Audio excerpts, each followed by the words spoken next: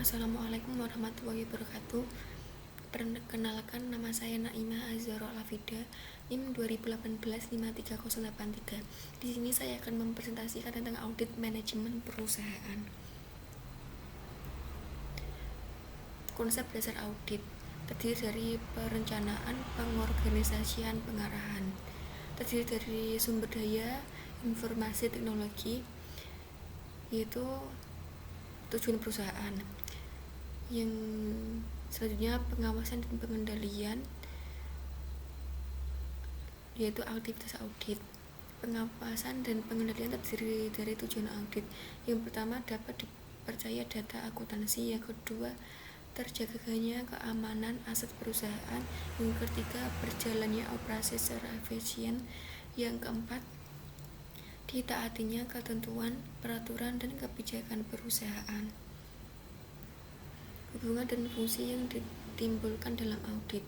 Pihak pertama yaitu audit, pihak kedua pertanggungjawaban, pihak ketiga dan pengesahan. Definisi dan jenis audit manajemen.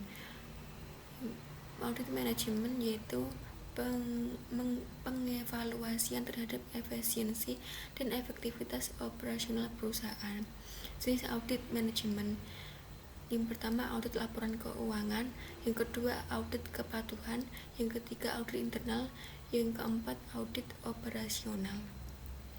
Tipe audit: pelaksanaan dan tujuan dan penerimaan laporannya. Tipe audit: audit laporan keuangan. Pelaksanaan audit itu auditor eksternal. Tujuan audit: menentukan apakah laporan auditor telah disusun sesuai dengan prinsip-prinsip akuntansi yang berlaku umum. Penerimaan laporan yaitu pihak ketiga, investor, dan kreditor. Tipe audit: audit kepatuhan. Pelaksanaan audit yaitu audit internal atau audit eksternal. Tujuan audit yaitu menentukan tingkat kepatuhan suatu entitas terhadap hukum, kebijakan, rencana, dan prosedur. Yang terakhir, penerimaan laporan. Manajemen entitas yang bersangkutan atau pemerintah.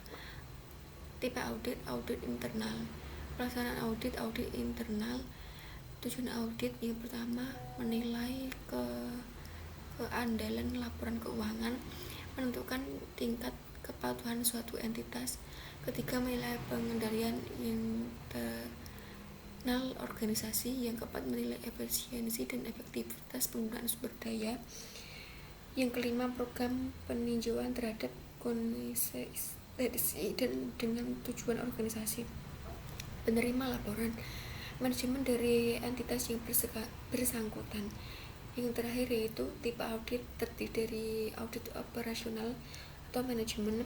Pelaksanaan audit, auditor eksternal atau internal. Tujuan audit: menilai efisiensi dan efektivitas penggunaan sumber daya. Yang terakhir yaitu menerima laporan, yaitu manajemen dari entitas yang bersangkutan. Ruang lingkup, sasaran, dan tujuan audit manajemen. Ruang lingkup: seluruh aspek kegiatan manajemen, baik seluruh atau sebagian dari program atau aktivitas yang dilakukan. Sasarannya yaitu kegiatan, aktivitas, program, dan bidang dalam perusahaan yang perlu perbaikan atau peningkatan, baik segi ekonomisasi, efisiensi, efektivitas. Elemen tujuan audit yaitu kriteria, standar aktivitas, penyebab, tindakan atau aktivitas individu di perusahaan. Yang terakhir itu akibat, perbandingan antara penyebab dan kriteria. Kerangka kerja audit manajemen. Kriteria yaitu GAP, kondisi, hasil aktual pelaksanaan program, penyebab pelaksanaan program, akibat keuangan, dan keuangan rekomendasi dan yang tidak lanjut. Prinsip dasar audit. Audit dititik beratkan pada objek audit yang berpeluang untuk diperbaiki. Persyaratan penilaian terhadap kegiatan objek audit mengungkapkan adanya temuan-temuan yang bersifat positif, identifikasi individu yang bertanggung jawab terhadap kekurangan yang terjadi, penentuan tindakan terhadap petugas yang seharusnya bertanggung jawab, pelanggaran hukum dan penyelidikan dan pencegahan kecurangan. Perbedaan audit manajemen dan audit keuangan. Yang pertama, karakteristik audit manajemen: menemukan penyebab kelemahan, menganalisis akibat, menentukan perbaikan program atau aktivitas perusahaan. Audit keuangan yaitu audit data akuntansi, proses pencatatan dan laporan akuntansi. Yang kedua, keluasan audit: keseluruhan aspek manajemen baik yang bersifat kuantitatif maupun kualitatif, cenderung ke aspek data keuangan finansial. Yang ketiga, tujuan audit yaitu terdiri dari menemukan berbagai kelemahan dalam operasional perusahaan. Selanjutnya dilakukan perbaikan, yaitu penghematan, efisiensi, dan efektivitas pencapaian tujuan perusahaan. Mendapatkan keyakinan bahwa laporan keuangan yang disajikan telah sesuai dengan PABU GAAP, itu lab dapat digunakan untuk memakai laporan keuangan. Yang keempat, ruang lingkup: keseluruhan fungsi manajemen dan unit terkait mencapai seluruh aktivitas program. Keluasan audit bergantung pada pengendalian manajemen perusahaan. Data akuntansi dan proses penyajian laporan yang disajikan manajemen. Keluasan audit bergantung pada efektivitas pengendalian internal perusahaan. Yang kelima, dasar yuridis: berdasarkan kepedulian manajemen untuk memperbaiki program, keharusan menyampaikan laporan keuangan yang telah diaudit akuntan publik. Yang keenam, pelaksanaan audit: audit internal maupun eksternal. Objektivitasnya: audit independen atau audit eksternal atau objektivitas. Frekuensi audit: tidak ada ketentuan. Kepedulian manajemen mencapai efektivitas dan efisien program, bersifat reguler rutin. Penerbitan LK. Yang kedelapan, orientasi hasil audit: audit perbaikan kinerja masa datang. Antisipatory audit: audit adalah data keuangan yang bersifat otoritas atau penilaian kinerja masa lalu. Bentuk laporan: komprehensif. Kesimpulan audit: kesimpulan penting, rekomendasi: belum ada standar baku laporan, tergantung dari kemampuan auditor. Memiliki standar baku, standar profesional akuntansi publik SPAP. Laporan bentuk pendek yang menyertai laporan keuangan hasil audit.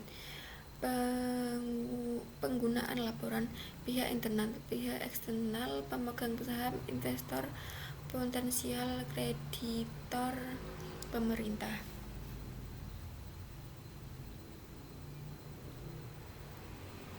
Tahap audit. Tahap terdiri audit pendahuluan.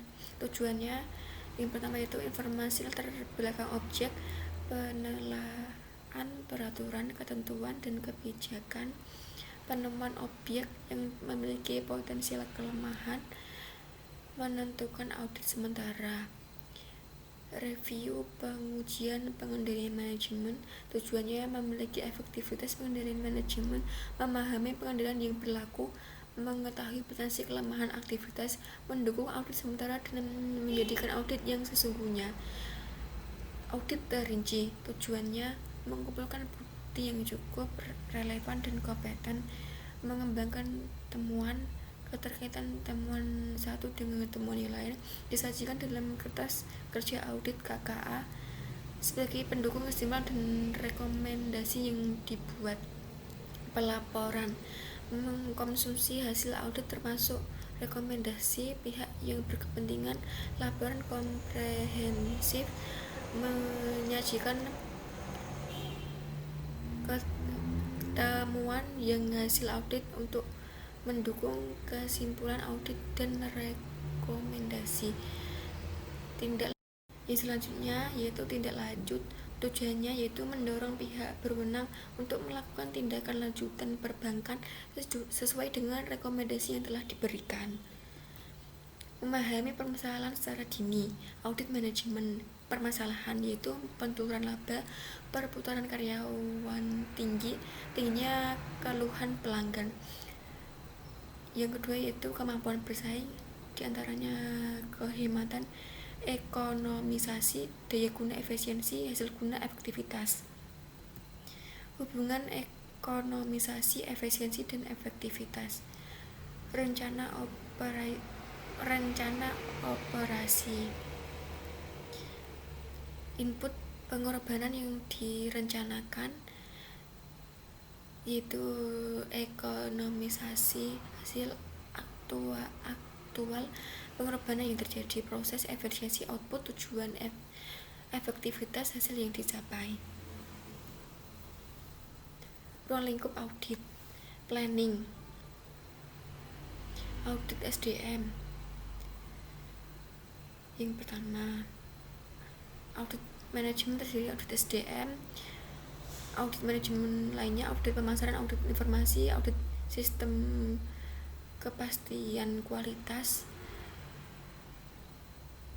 audit produksi dan operasi, audit pajak, audit manajemen lingkungan. Langkah audit pendahuluan, pelaporan yang terdiri dari ekonomi, efisiensi, efektivitas. Audit lanjutan, audit pengujian dan review SPM. Kertas kerja audit, temuan kriteria, kesimpulan audit yaitu temuan penyebab, temuan akibat. Terima kasih presentasi dari saya. Mohon maaf apabila ada kesalahan. Wabillahi taufiq wal hidayah. Wassalamualaikum warahmatullahi wabarakatuh.